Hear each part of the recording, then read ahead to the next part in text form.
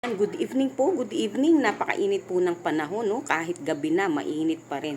Maghapon po ang init, ano po, at lalo pong nararamdaman natin ang init sa gabi dahil po yung init po ng ating pong wall, galing po sa init ng araw ay saka lang po at nakakulob po sa loob po ng bahay. Iba po ang atmosphere doon po sa labas at dito sa loob ng bahay. Kahit po may electric fan na, napakainit po ng singaw ng mga electric fan. So mag-ingat po tayo at threat po ang sa panahon ngayon ang heat stroke, lalo na po doon sa mga matatanda. Yung pong mga may kasamang matatanda, alagaan po natin ang mga elder natin, ano, kasi baka po may mga high blood po sila, lagi po natin silang papainumin ng tubig at tayo din po uminom po tayo ng tubig at least 8 to 10 waters glasses a day. Ayan.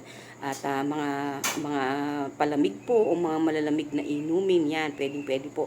Wag lang po ninyong dalas-dalasin ang pag-inom po ng mga soft drinks at hindi po yan maganda sa ating mga katawan. So, ayan po. At lagi po tayong magligo at least 2 beses o kung pwede 3 beses sa isang araw kung hindi naman po kayo nagbabayad ng tubig, kung libre lang. Sige po, buhos ng buhos. At iba po ang init ngayon, ano?